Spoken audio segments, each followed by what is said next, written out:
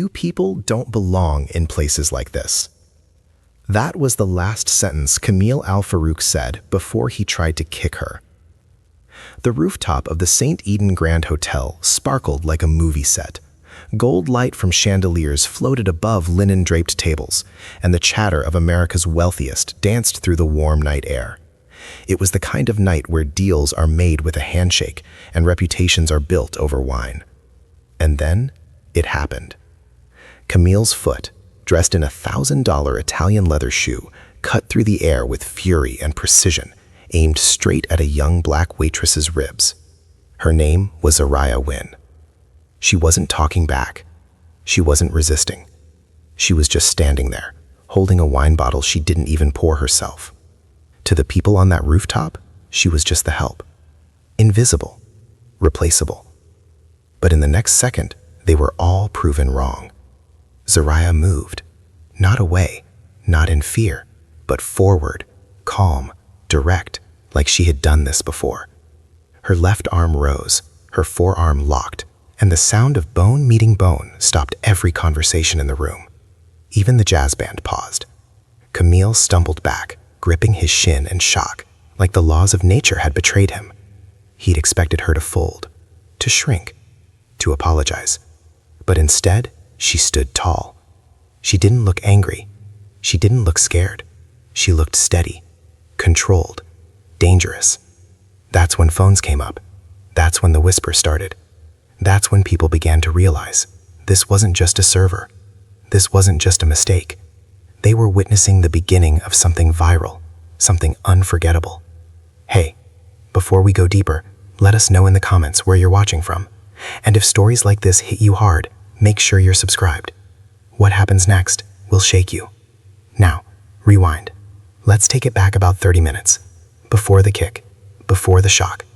Back to when Camille Al-Farouk, billionaire tech CEO from Dubai, arrived like royalty, surrounded by investors, models, foreign diplomats, and his usual air of arrogance. Back to when Zariah Wynn clocked in for what was supposed to be just another Saturday night shift. A shift like hundreds before it, serving cocktails, avoiding conflict, and disappearing into the background. But not tonight. Because tonight, the world would stop pretending not to see her.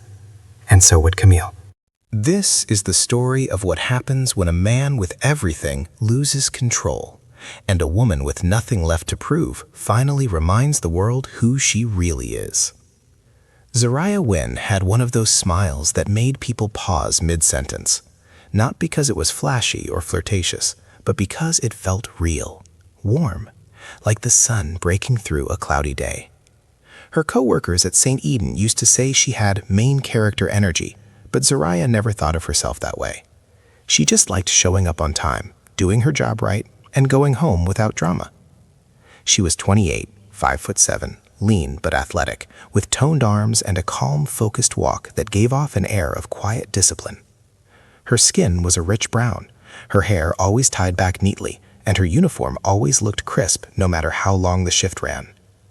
Her eyes, sharp, steady, intelligent, told you everything you needed to know about her character long before she spoke. To the rich folks who dined at the St. Eden rooftop, she was the black server with the good posture. To the staff, she was the one who never cracked, never snapped, never raised her voice, even when she had every reason to. She listened more than she talked, didn't chase attention, and never corrected a guest out loud, even when they were flat out wrong. But if you paid close attention, if you watched her just a little longer than normal, you'd notice something strange. The way she moved wasn't normal for a waitress. There was too much control, too much awareness. She didn't weave through tables, she flowed, like water finding the cleanest path. When trays tipped, she caught them without thinking. When someone barked an order, she didn't flinch. Even in chaos, her eyes scanned the room like a chess player, always 3 moves ahead. Zariah Wynn didn't just carry plates, she carried herself with precision. She was raised in Norfolk, Virginia, in a military household. Her father, Master Sergeant Leroy Wynn, served in the Marines for 22 years before retiring with 3 bad knees and a proud silence that said more than words ever could.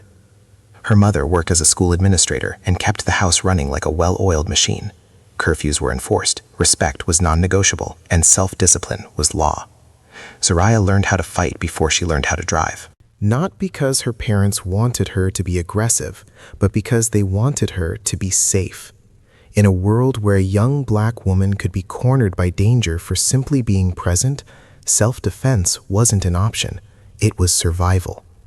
At 13, she joined a local Krav Maga dojo.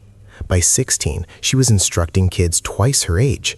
By 18, she had competed and won in statewide tournaments, gaining a reputation in underground martial arts circles as the Calm Storm.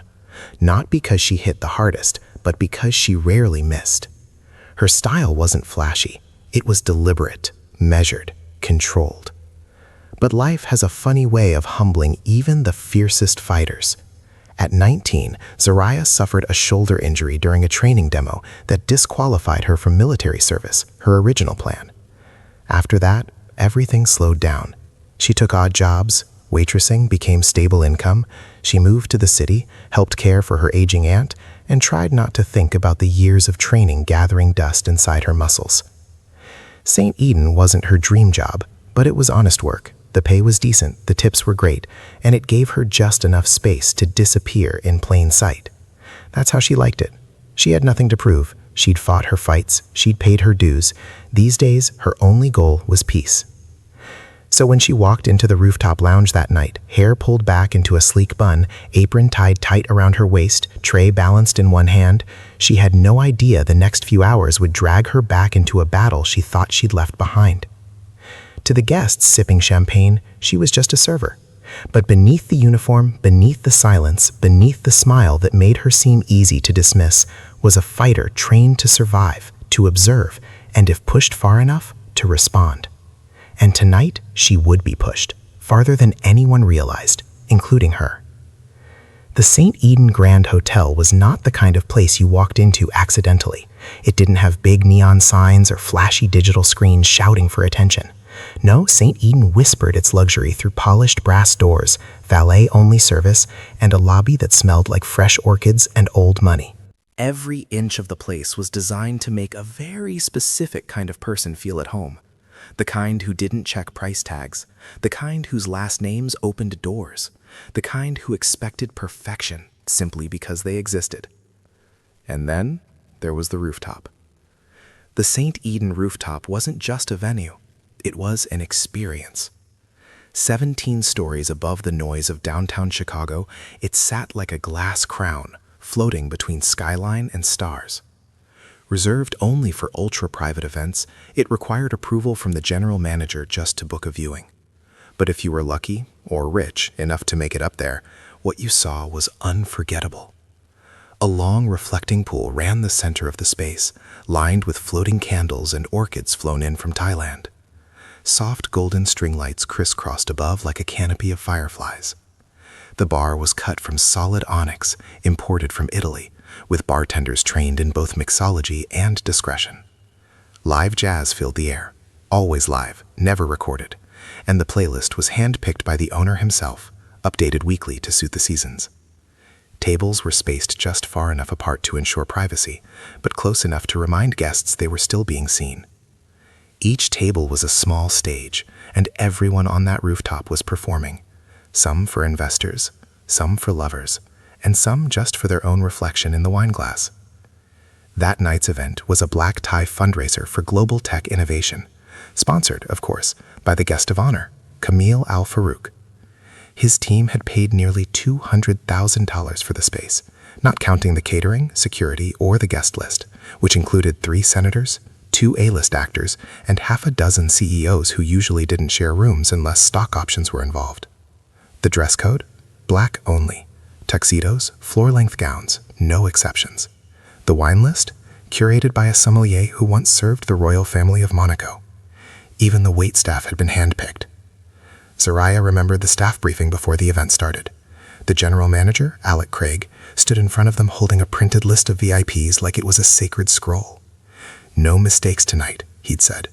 "This is not a casual crowd. These people will notice everything. How you walk, how you pour, even how you stand when you're not serving." They were told to avoid eye contact unless spoken to. Smile politely, but never speak first.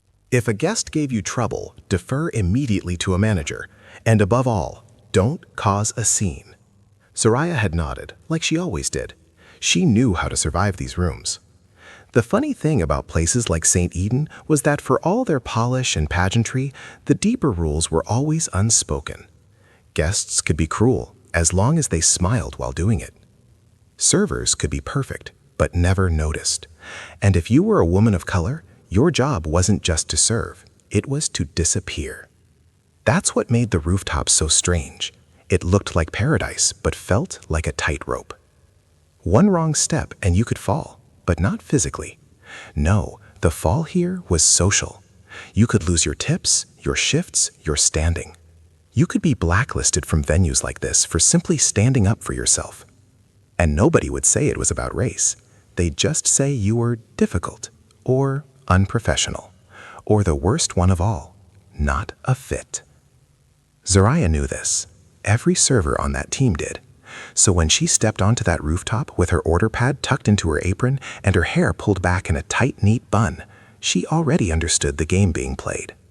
Her job wasn't just to serve, it was to make power feel comfortable. To keep wealthy people relaxed, to anticipate their needs before they voiced them, and to never, ever remind them that she was a human being too. The guests moved like royalty. They complimented the view, the wine, the lighting. They networked over foie gras and microgreens. They clinked glasses worth more than some servers made in a week. And somewhere in the middle of it all stood Camille Al-Farouk, holding court like a king, completely unaware that tonight, on this rooftop designed for power and illusion, he was about to lose control in front of everyone. And the person who would bring him down? Not a rival billionaire, not a journalist, not a political scandal, but the one woman in the room he never even thought to respect. He arrived just before 8:30 p.m., not late, but not early either, just late enough to make people look up. Camille Al-Farouk didn't believe in blending in. The moment he stepped onto the rooftop, you could feel the shift in energy, like someone had opened a vault and let power leak into the air. His entourage moved first, 2 assistants, a publicist, and one man whose only job seemed to be looking important. Then came Camille, walking dead center between them, like a lion being escorted through his own kingdom. He wore white, not ivory, not off-white, stark, spotless, blinding white. A custom-tailored tuxedo that shimmered subtly under the rooftop lights, paired with a black silk shirt unbuttoned just enough to show off a gold pendant resting against his chest. On his wrist, a watch that cost more than a car. And on his face, a look that said he already knew he was the most important person in the room, even if the room hadn't realized it yet. People turned. Conversations paused. A few guests gave polite nods. Others just watched. Camille didn't acknowledge most of them. He rarely did. He didn't shake hands unless cameras were around, and he didn't smile unless it served a purpose. Tonight, he was here for optics. To remind his American partners that their money was tied to his innovation, and to reinforce that when Camille Al-Farouk walked into a room, he didn't just own the company, he owned the moment. He moved straight to the center table, the best one, of course, where 6 guests were already waiting. They stood as he approached, all smiles, all eager to greet him.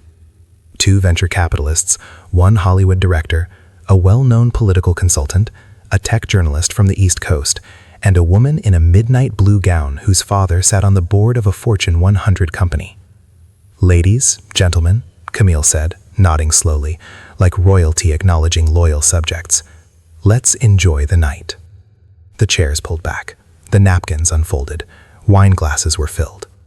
From across the rooftop, Soraya watched without watching. She knew the body language, the posture of money.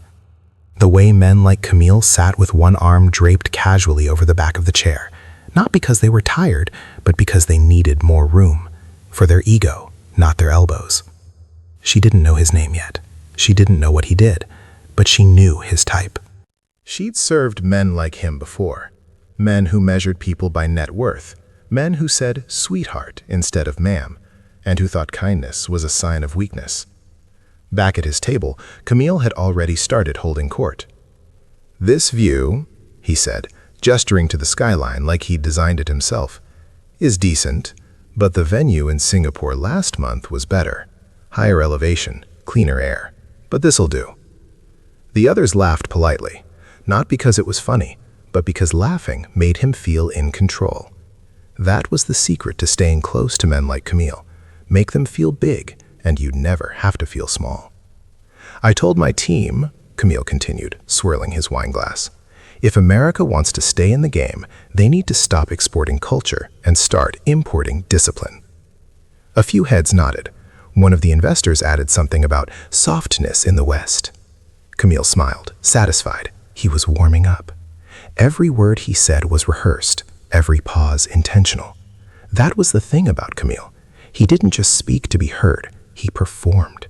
Every story, every statement, every insult, wrapped in silk and handed out like gifts. And because he was rich, because he was powerful, people took it. They laughed, they agreed, they let it slide. Because when someone worth billions says something offensive, it's not rude, it's bold, it's unfiltered, it's just his personality. He was the type of man who believed respect was something bought, not earned. And tonight, in a city not his own, surrounded by people he thought beneath him, Camille believed he owned the room. What he didn't realize was that the person who would take it from him wasn't sitting at a table. She was standing 3 feet behind him, silent, steady, holding a bottle of wine and watching. Zoraya had been assigned to table 7, Camille Al-Farouk's table, not by choice. No one ever volunteered for that table when high-profile guests were involved, especially ones who carried themselves like gods. But the manager insisted. Alec Craig trusted Zoraya, said she was good under pressure, which was his polite way of saying, "You don't make rich people uncomfortable." She approached the table like she always did, calm, shoulders back, eyes scanning every detail before she arrived. Water levels, napkin placement, wine list within arm's reach. "Good evening," she said, voice clear and smooth. "Welcome to St. Eden. May I start you with sparkling, flat, or mineral?" No one responded at first. Camille didn't even look at her. One of the investors muttered, "Sparkling." Another waved vaguely for flat. The woman in the blue dress smiled politely, but kept her eyes on her phone. Soraya nodded, moving quietly around the table, filling glasses with steady hands and efficient rhythm. She didn't expect warmth. She rarely got it from tables like this. What she didn't expect was what came next. As she leaned in to set down a glass beside Camille's plate, he finally spoke. "You know," he said, not to her, but to the table, "I've always admired American ambition, even if it rarely comes with accuracy." There was a pause, an awkward one. Soraya had just placed the correct bottle of Evian water down, label facing out, just as instructed. She didn't react. "She hasn't made a mistake," the tech journalist offered, trying to diffuse. Camille shrugged. "Not yet." Soraya stepped back, hands folded, ready to take the wine order. Camille finally looked at her, for the first time. His eyes scanned her slowly, not with curiosity, but calculation, like she was something to be evaluated, not acknowledged. "You move well," he said suddenly. "What were you before this? A dancer? Or just naturally that coordinated?" His tone was light, like it was a compliment, but the way he said "this," like the job was beneath noticing, made the insult clear. The implication hung in the air like smoke. Soraya kept her voice steady. "No, sir, just trained to be efficient." He raised an eyebrow. Trained. Interesting choice of words. Another guest laughed lightly, unsure whether to encourage him or not. Camille leaned back in his chair, swirling his wine glass slowly, eyes never leaving her. "See, in Dubai we have etiquette schools. Servers are taught grace, not just utility. I suppose here it's more practical." That one landed. Soraya felt her jaw tighten, just for a second. She unclenched it before anyone noticed. "I'll be back shortly to take your dinner selections," she said, pivoting smoothly away. She didn't rush. She didn't flinch. But as she walked, she heard one of the men at the table murmur something behind her. "Damn, she's got discipline." Must have come from a household with rules. Then another voice, Camille's. Or from a household without fathers. They're common here, right? The laughter was quieter this time, more nervous. Someone at the table cleared their throat. The woman in the blue dress said, "Come on, Camille, that's not..." But her voice trailed off. She didn't press it. Zoraya reached the service station and stood still. Not frozen, just still. She'd heard worse. That didn't make it easier. What stung more wasn't just the insult. It was the silence. The way the table let it happen. No one stepped in, no one corrected him. They were too afraid of losing favor with power, too comfortable with letting disrespect slide if it came with wealth attached. That was the thing about microaggressions. They were rarely shouted. They were whispered, dressed in charm, passed off as jokes, but they cut all the same. Zoraya took a deep breath. One in, one out. Reset. Then she grabbed the wine list and walked back to the table. The night wasn't over, not even close, and something told her it was only going to get worse. The wine list at St. Eden was over 20 pages long. French, Italian, South African, California Reserve, each vintage listed with the kind of reverence usually reserved for ancient scriptures. Bottles ranged from a modest $95 to over $18,000. Servers were trained to pronounce every name correctly, describe flavor notes like sommeliers, and never, ever confuse one label for another. Zoraya had reviewed Camille's pre-selected preferences before the event. His assistant had requested a 2014 Chateau Margaux for the table, one of the more exclusive Bordeaux blends in the hotel's cellar. She triple-checked it before the bottle was brought up. But Camille had other plans. He waited until everyone had been served water, until the first appetizer had been cleared, and until Zoraya approached with the wine on a polished tray to make his move. "Sir," she said calmly, presenting the bottle. "As requested, the Chateau Margaux 2014. Camille glanced at the label, but made no move to touch it. Then he leaned back with a smirk. "That's not what I asked for." Zoraya paused. "This is what was confirmed on your reservation. I can double-check." "I said I wanted the 2012, he interrupted, voice louder now, drawing attention from the neighboring table. "Do you not know the difference?" The table fell quiet. A few eyes darted between Zoraya and the bottle. The label was clear, the date unmistakable. Zoraya kept her posture level. "I'll confirm with the bar team and return with an update." She turned to leave, but Camille raised his voice again, stopping her in her tracks. No, we're already here. Let's talk about this." Zoraya turned slowly, still holding the bottle with both hands. "Tell me," Camille said, his tone suddenly sharper. "Do you think we're too stupid to notice when the wrong wine is served? Or do you think we're too polite to say anything?" "I believe there may have been a miscommunication from the—" "Miscommunication," he cut in. "So you admit there was a mistake." Zoraya kept her voice steady. "If there was an error, I'll fix it immediately." Camille smiled, but it wasn't kind. "Of course you will. That's your job, right? To fix mistakes?" The guests at his table stayed quiet. Some looked away. One man sipped his wine slowly, pretending not to notice. The woman in the navy gown stared at her phone again. It wasn't about the wine anymore. Everyone knew that. It was about control, about putting someone in their place. Zoraya placed the bottle back on the tray and gave a small nod. "I'll return with your preferred selection," she said. But Camille wasn't done. As she turned again, he added, "Next time, try to keep your head in the game. We don't all enjoy guessing games with our $900 bottles." The words floated across the rooftop like a slap. Zoraya didn't stop walking. She didn't react. She disappeared behind the service station, placed the bottle down, and took a breath. Behind her, the sommelier, a man named Derek, looked over, confused. "Wasn't it the 14 he ordered?" "Yes," she said. "That's what's in the notes and on the request form." "You want me to bring the 12? "He wants a scene," Zoraya replied. "Not bitter, just matter of fact. Might as well give him the bottle and end it." Derek sighed. "I hate this part of the job." "Yeah," Zoraya said softly. "Me too." She returned 5 minutes later with the 2012, chilled, opened, and ready to pour. Camille didn't say thank you. He didn't look at her. But as she poured the wine, he muttered under his breath, just loud enough for the table to hear and just soft enough to pretend he hadn't meant it. Should have figured service would be like this. It's America, after all. Another guest chuckled nervously. Zoraya said nothing. She placed the bottle gently in the silver cradle on the stand beside the table and walked away. This time her hands were shaking, just slightly. It wasn't the wine, it was the humiliation. Not because she'd made a mistake, but because she hadn't. Because even when she'd done everything right, it wasn't enough, and she knew exactly why. This wasn't about vintage, this was about power, and someone was trying very hard to remind her she had none, for now. The moment Zoraya placed the corrected wine bottle down, Camille shifted into another gear. the kind where charm was no longer needed, where the mask of civility slipped just enough for people to see the man underneath. He didn't raise his voice yet, but he didn't need to. His words became sharper, his tone more condescending, and his eyes never stopped tracking her movements, like she was a fly that kept landing on his plate. "She finally got it right," he said with a grin, tilting his glass and nodding towards Zaraya without even looking at her. "Maybe she deserves a little gold star for effort." One of the investors chuckled, unsure if he was supposed to laugh or cringe. The woman in the navy gown didn't react. Her eyes were still glued to her phone, but her fingers had stopped scrolling.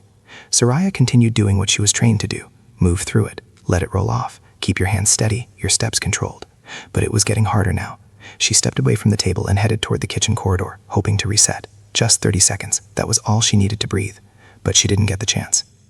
"Excuse me?" Camille called out behind her, loud enough to pull attention from two surrounding tables. "Where do you think you're going?" Zaraya turned slowly. "Was there something else I can help you with, sir?" Camille was already pushing back from the table, standing now, straightening his jacket like he was about to address a crowd. "Yes," he said, motioning for her to come closer. "We need to talk about the service." Zaraya stepped forward cautiously, conscious of the growing silence across the rooftop. Camille gestured toward the table. "You see this place? The wine, the view, the company. This isn't just dinner, it's an experience. And when someone interrupts that experience with sloppy service, it deserves correction." She stood still, not responding. "You brought the wrong bottle, wasted our time, and then acted like you were doing us a favor fixing it."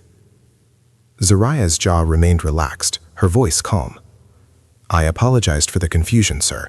I've corrected the selection." Camille tilted his head. "That's your version of an apology? You sound like a call center script." Around the table, eyes dropped. The air grew heavier. The investors weren't laughing anymore. They were silent, not from discomfort, but from unwillingness to get involved. Camille took another step closer to her, shrinking the space between them. "Tell me, do they actually train you in how to speak to people, or do you just memorize lines and hope no one notices?" Zaraya didn't answer. "You know what this reminds me of?" he continued, scanning the crowd now. "Those airport employees who pretend they're in charge because they wear a name tag. All order, no authority." The laughter that followed was quiet, forced, and broken. Zaraya didn't move, her posture never changed, but her eyes, they locked in, steady, focused, dangerous. Camille noticed. He leaned in just a little more, enough that she could smell the cologne and wine on his breath. "You think standing still makes you strong," he said quietly, a slight edge creeping into his voice. "It makes you predictable." Someone at another table began filming, subtly, just a phone tilted under a napkin. A man in a gray blazer at table 5 leaned over, whispering to his dinner partner. Zaraya glanced to the side. The manager still hadn't appeared. The other staff were frozen in place, eyes flicking between trays and turmoil. "I'm sorry, sir," she said finally. "If there's anything else I can correct." "Correct?" Camille snapped. "You think correcting your behavior is enough? Do you even know who I am?" Zaraya's voice remained neutral. "Yes, sir. You're our guest." He sneered. "Exactly. And that means you serve me. That's what you're here to do, not educate me." "Not argue with me. Just smile, nod, and bring what I ask for. Is that clear?" The rooftop was now completely silent. Even the jazz band had stopped playing. The tension hung like a tightrope pulled too far. Zaraya didn't raise her voice. She didn't change her tone. But what she said next changed everything. "I'm here to serve, not to be humiliated." Camille stared at her. "Say that again?" Zaraya stood her ground. "You can critique the wine, sir. You can critique the timing. But personal attacks? That's not part of service. That's something else." That's when it shifted. Camille's face tightened, his ego snapped, and everyone could feel it. This wasn't about service anymore. This was about power, and he was losing it. The moment Zaraya spoke those words, calm, composed, unapologetically honest, the entire rooftop seemed to freeze. She wasn't loud, she didn't make a scene, but the sentence hit like a hammer through glass. I'm here to serve, not to be humiliated. You could have heard a pin drop. For a second, just a second, some people looked like they might say something. The woman in the navy gown glanced up from her phone, eyes suddenly focused. The man in the tailored gray suit shifted in his seat like he was about to stand. Even one of the investors at Camille's table cleared his throat. But then, just like that, the moment passed. Nobody moved, nobody spoke, nobody helped. And that, more than anything, was what hurt. Zariah stood alone, surrounded by silk ties and $1,000 watches, every face turned away just enough to stay uninvolved. They'd seen what was happening, they heard every word, but they weren't going to step into it, not when it might cost them something. That was how power worked in rooms like this. It didn't scream, it whispered. It reminded people to stay in line, to protect their own access, their own image, their own comfort. And so, the eyes turned. Away from her. Back to their drinks, back to their phones, back to their safe little bubbles of not my problem. Even the staff kept their distance. 2 servers at the far end of the rooftop stood near the bar, eyes locked on the floor. The hostess stepped halfway into the kitchen, pretending to check a seating chart that hadn't changed in an hour. Not a single manager in sight. It was like the entire room had decided that silence was safer than decency. And Camille knew it. He felt the power shift back into his hands. Not because he deserved it, but because no one was going to challenge him. He smiled. Not wide, just enough. "You see?" he said, glancing at the table, gesturing towards Zariah like she was a teaching moment. "This is what happens when you give everyone a seat at the table. They forget they were invited." He turned back to her. "You think you've been disrespected? Let me tell you something, young lady. You are lucky to be in this room, to be serving people like us. You don't belong here, but you get to be here because this country pretends to be open. And people like me, we tolerate it." He was loud now, not yelling, but projecting, making sure people heard him, making sure she felt small. Zariah didn't move. She didn't argue, but something inside her shifted. She wasn't embarrassed anymore. She was done. She scanned the faces around her one more time, just to be sure, but it was all the same. Averted gazes, half-finished drinks, expensive shoes planted firmly under tables. Then, one phone lifted. Not hers, not from the staff. A woman 2 tables over. Discreet at first. Then another. Then a man near the bar. Slowly, silently, phones began to tilt upward, angled toward the confrontation. Zariah noticed. So did Camille. His smile tightened. "You really want to go viral?" he asked, eyes narrowing. "You want to play that game with me? You think Twitter's going to save you?" Zariah didn't respond, but she didn't back down either. And that quiet defiance, that refusal to shrink even when alone, only made him angrier. "This is the problem," he said, stepping closer now. "You think dignity is a weapon. You think because you can stand still and speak softly that it makes you powerful." He leaned in. "Let me show you what real power looks like." And in that moment, no one said a word. No one told him to stop. No one warned him not to go further. Because even in a room full of witnesses, silence can be just as loud as the act itself. And Zariah knew.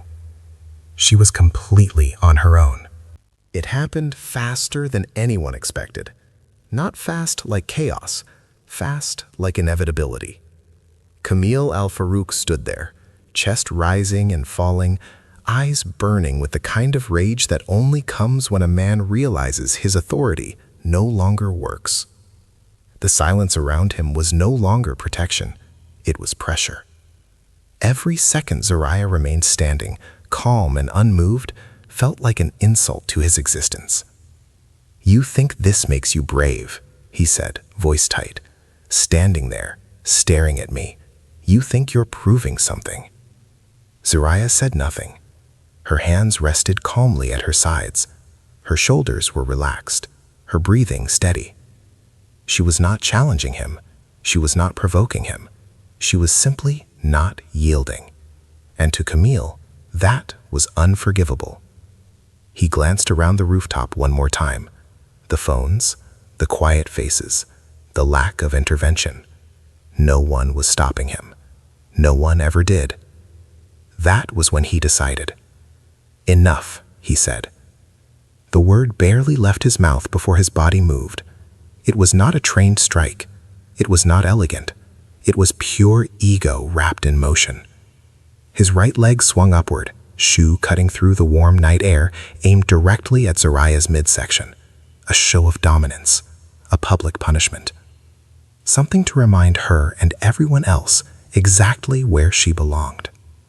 Gasps ripped through the crowd. Someone shouted no. Someone else dropped a glass. Time slowed in that impossible way it only does when something irreversible is happening. To everyone watching, it looked like disaster unfolding. A billionaire attacking a server. A powerful man striking someone he believed was helpless. But Zoraya was not helpless. She saw the shift in his weight before his foot left the ground. She saw the tension in his hip, the imbalance in his stance, the lack of control. Her eyes tracked the movement not with fear, but with focus. She did not panic. She reacted. As his leg came toward her, she stepped just enough to change the angle. Not back, never back. Her body turned, her center grounded, her forearm rising in one smooth, controlled motion. The impact was sharp and unmistakable. Bone met bone with a sound that cut through the rooftop like a crack of thunder. Camille cried out, more in shock than pain, as his momentum collapsed inward. His leg recoiled awkwardly, his balance shattered. The polished image he had carried all night fractured in a single second. Zoraya did not pursue. She did not strike again. She did not need to. The message had already landed. Camille stumbled backward, hands flailing, eyes wide with confusion. He had expected her to fall, to cry, to collapse under the weight of his authority. Instead, he was the one losing control. He tripped over the edge of the chair behind him, crashing into the table with a violent clatter. Wine glasses shattered, silverware skidded across linen. Red wine spilled like a stain across white fabric. The room erupted. People stood, phones rose higher, voices overlapped in disbelief. "Oh my God, did you see that? He attacked her." Camille hit the ground hard, landing on one knee, one hand braced against the marble floor. His breath came in short, broken gasps. Pain radiated through his leg and chest, but worse than the pain was the realization settling into his face. He had crossed a line, and everyone had seen it. Zoraya stepped back slowly, deliberately, creating space. Her hands were visible, open, non-threatening. Her face showed no triumph, no anger, only clarity. "I defended myself," she said. Her voice carried across the rooftop with calm authority. No yelling, no shaking, just truth. The silence that followed was different from before. This silence was heavy. This silence was judgment. Camille looked up, eyes darting from face to face. No one was laughing now. No one was applauding him. The power he thought he held had evaporated the moment his foot left the ground, and the woman he tried to break was still standing. Perfectly still, perfectly composed, and completely done being underestimated.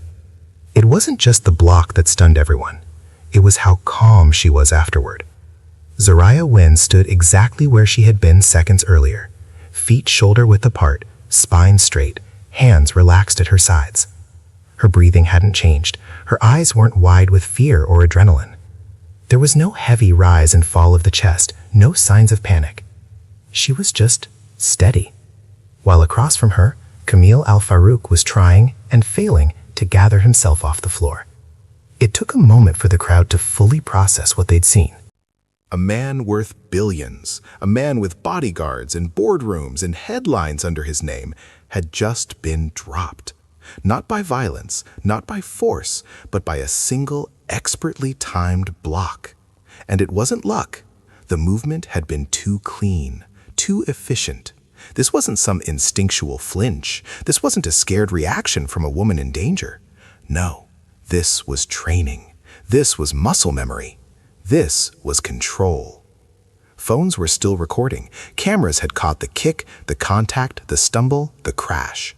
But now they were capturing something else, something more powerful than a viral moment. They were capturing the silence of a room, being forced to reconsider everything it thought it knew. It wasn't just that Zariah had defended herself. It was that she had done it with such precision, such grace, such restraint, that even people who had remained silent during the verbal abuse were suddenly seeing her differently. Even Camille felt it. He pushed himself up on one knee, groaning, one hand clutching the edge of the table as he tried to stand. His expression had shifted. Not just pain, not just embarrassment, something deeper, confusion. He looked at Zariah like she was an equation that no longer solved the way he expected. She wasn't shaken. She wasn't emotional. She wasn't shrinking away like he'd imagined. She was composed, and that composure was what unnerved him most. He started, voice raspy. Zariah didn't answer. She didn't need to. The sound of glass being swept aside broke the tension. A busser stepped forward from the corner, unsure whether to help clean up or wait for someone to tell him what to do. Nobody spoke. Nobody moved toward Camille. Not his guests, not his assistant, not even the man who was paid to follow him around and look important. They just watched, because now they weren't sure who he was anymore. And more importantly, they weren't sure who she was either. Camille finally stood, shaky, legs stiff, brushing off his jacket even though the damage was done. His pristine image was cracked. His suit was wrinkled, his ego bruised, and for the first time all evening, he looked smaller. Zariah, meanwhile, hadn't moved. Her hand brushed her forearm briefly, checking for soreness, but her eyes never left him, not in a threatening way, just present, alert, watching. "Someone call the manager," Camille snapped finally, voice sharp, like he was trying to re-establish control. "She attacked me." A murmur swept through the rooftop. That wasn't what had happened, and everyone knew it. The videos showed everything. The posture, the timing, the attempt, the defense. She hadn't attacked. She had reacted. And now, the lie was too weak to hold. One of the guests at a nearby table spoke quietly, but loud enough for others to hear. "You kicked her." It wasn't aggressive. It wasn't performative. Just a statement of fact. The kind that didn't need volume because it carried the full weight of truth. Camille turned toward the voice, eyes wide, but no one backed him up. Zariah took one breath, then spoke clearly. "I did not strike him. I blocked a kick." Simple, direct, impossible to refute. The man in the gray suit, who had been recording from the start, lowered his phone slowly. "It's all on video," he said. "Every part of it." And just like that, the shift was complete. The crowd that once ignored Zariah was now listening. The man who once controlled the room now stood alone. And the woman he tried to humiliate, she stood as she always had, in full control of herself, her voice, and now everyone's attention. The block hadn't just stopped a kick, it had stopped the silence. And for the first time all night, people finally saw her. Not as a waitress, not as a problem to be managed, but as a person who had more power in her calm response than any of them had in their fear-driven silence. For the rest of the world, the rooftop block was the beginning of the story. But for Zariah Wynn, it was just the moment where years of silence finally met the surface. What no one on that rooftop knew, what Camille never even thought to ask, was that Zariah hadn't just learned to defend herself last week. Her calm wasn't born from luck. Her precision wasn't something she picked up on YouTube. It came from somewhere deeper, somewhere harder.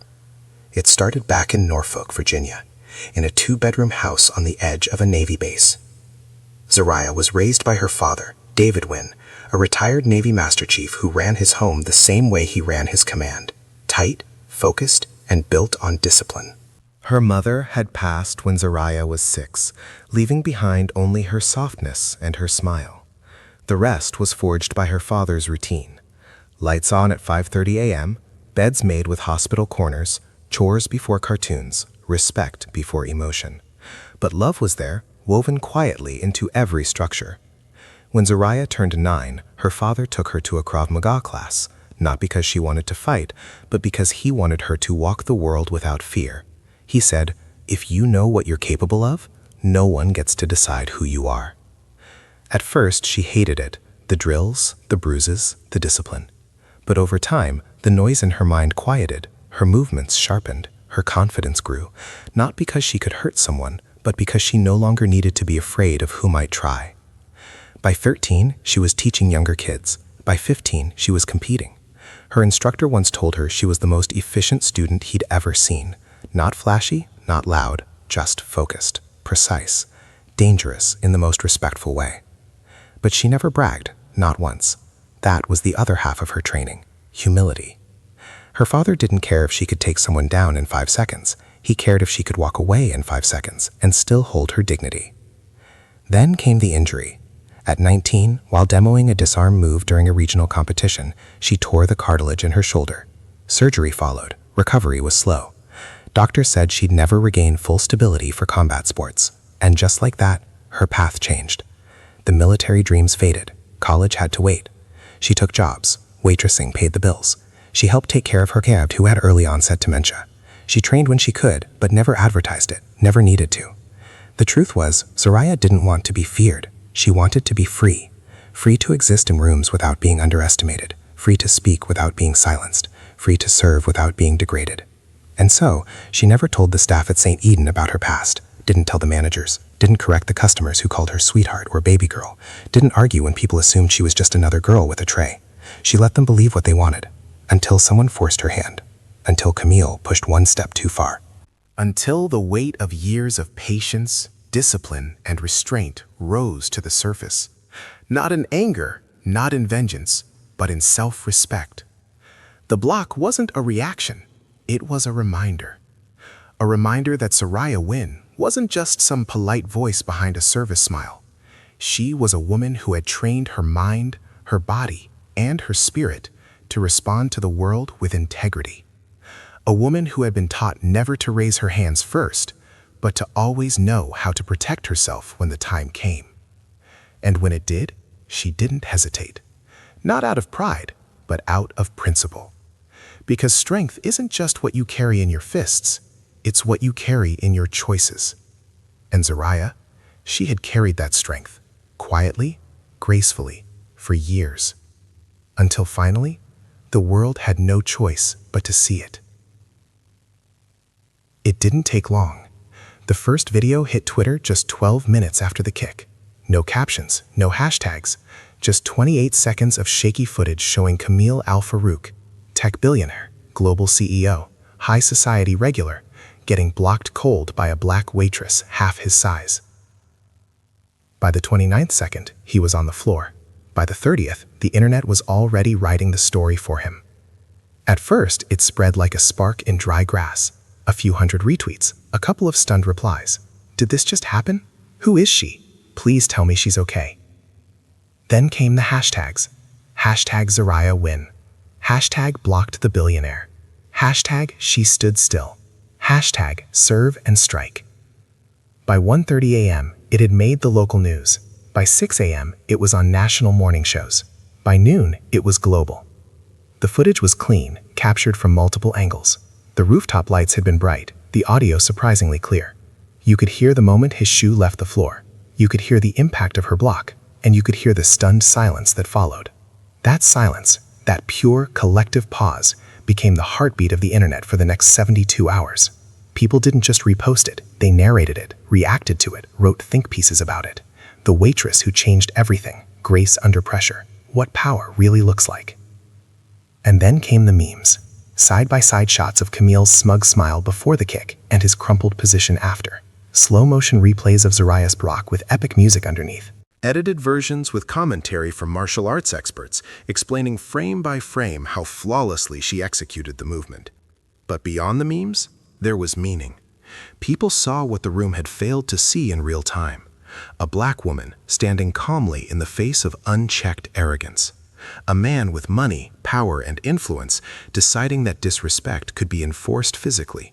And a moment where that dynamic was stopped, not with violence, but with restraint, timing, and control. It wasn't just a viral clip. It became a cultural mirror. And Zaraya? She didn't post a word. While her name trended, while DMs flooded her inbox, while interview requests stacked up from networks, podcasts, and brands, she said nothing. She kept her phone off. She stayed home. She didn't want to cash in on pain. That had never been her way. But that silence? It only made people more drawn to her. Because in a time where everyone rushed to explain, defend, or spin the narrative, Zaraya did something rare. She let the truth speak for itself. Meanwhile, Camille scrambled to do damage control. His PR team released a statement calling the moment a misunderstanding taken out of context. He blamed stress, cultural miscommunication, said he'd been provoked. But no one was buying it. The videos were too clear. The room was too quiet. And his history, his past remarks, his reputation for belittling service workers, his leaked internal memos, only added fuel to the fire. Within 24 hours, 3 corporate partners publicly distanced themselves from his company. Within 48 hours, 6 more followed. His speaking engagements were canceled. His board launched an internal review. And the biggest blow? The investors at the rooftop table, his own guests that night, released a joint statement condemning his actions. One even posted their video from the evening, time-stamped and unedited, with a caption that simply read, "We were wrong to stay silent. The world should see what happened." And the world did. By the 3rd day, millions had watched the clip. Not just once, over and over again. Not because they enjoyed watching someone fall, but because they finally saw someone stand. People flooded St. Eden's social media pages asking if Zaraya was okay. Customers who had never stepped foot in the rooftop lounge called in just to leave support messages. Someone started a GoFundMe in her name. Someone else wrote a song. A teacher in Texas told her students about the woman who held the line. And through it all, Zaraya remained quiet. Not out of fear, but because she knew this wasn't about being viral. It was about being visible. For once, not on someone else's terms. And for the first time in a long time, she felt seen for who she really was. Not a waitress, not a viral moment, but a woman who had held her ground and made the world stop long enough to notice. By the end of the week, Camille El-Farouk was no longer being introduced as a billionaire CEO. He was being referred to as the man who kicked the waitress. That's how quickly things changed. His empire hadn't crumbled overnight, but the cracks were showing. And for the first time in his career, people weren't rushing to plaster over them. They were stepping back, watching the fall, and letting it happen. The headlines started subtle. Video surfaces of tech mogul in rooftop altercation. Then came the stronger ones. El-Farouk under fire after physical incident with server. And then, full-blown collapse. Power and privilege. How one man's ego brought down a brand. Within 72 hours, Camille's flagship company, Farouk Technologies, had lost over $300 million in market value. Major investors pulled out. Stockholders demanded an emergency board meeting.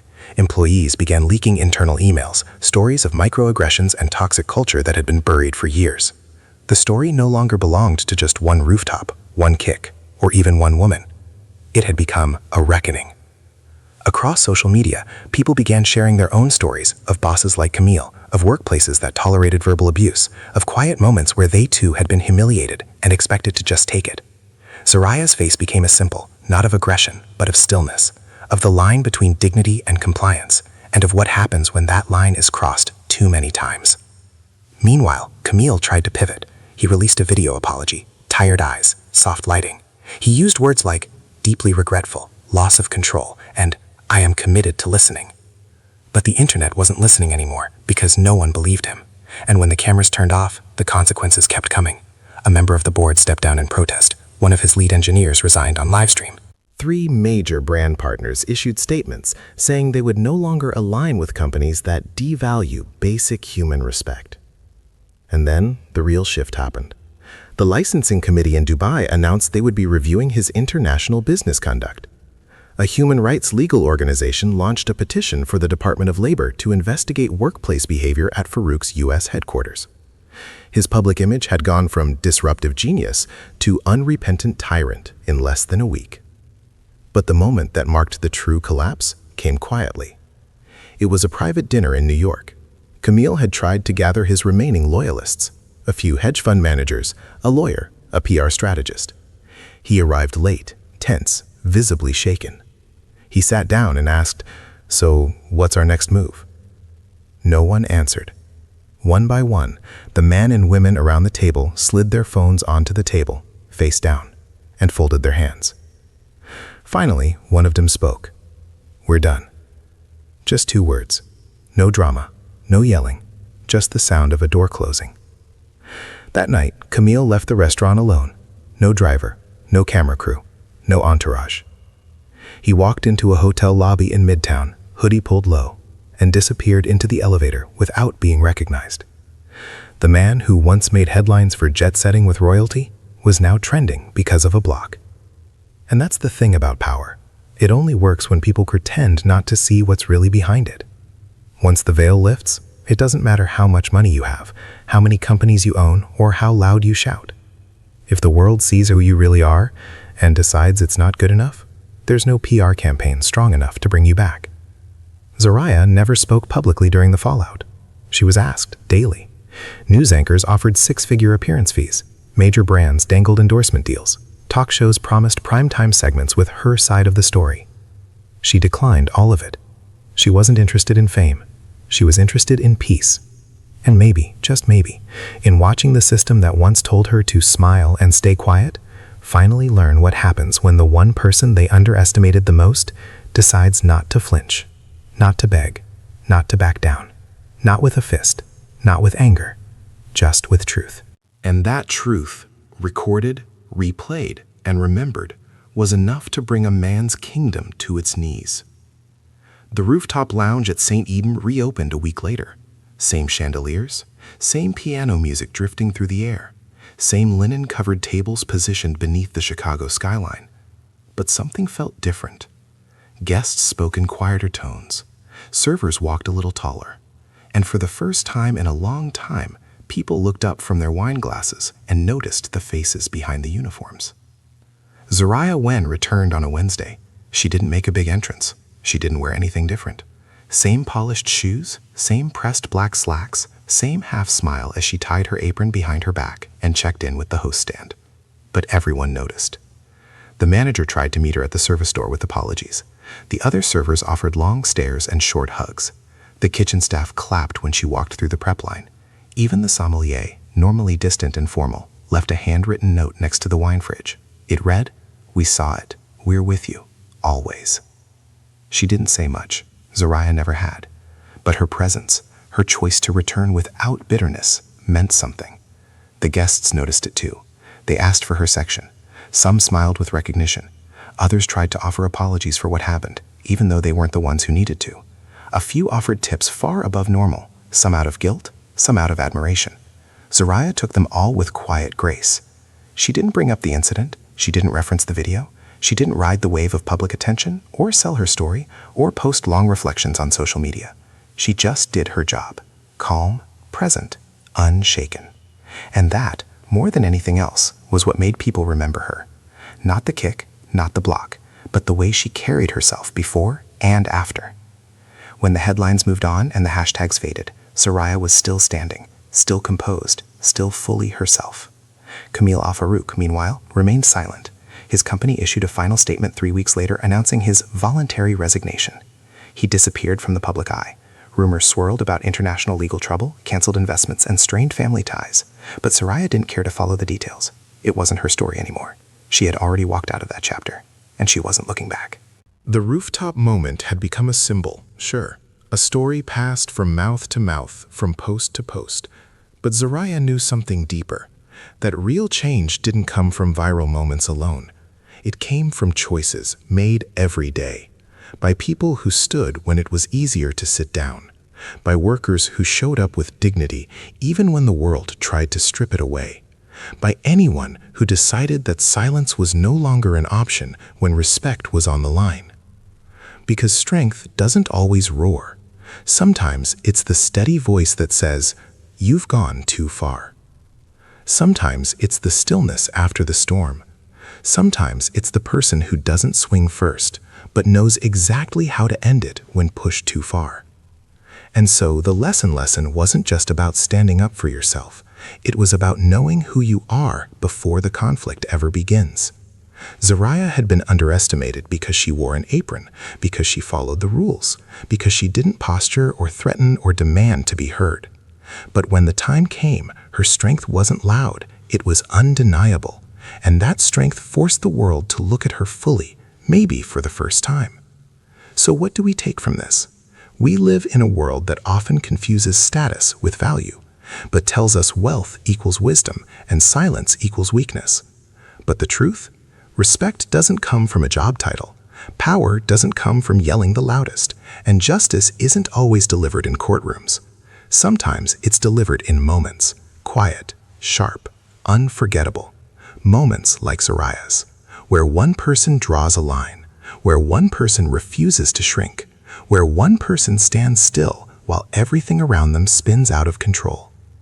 So wherever you are right now, whether you're in a position of power or fighting to be seen, remember this.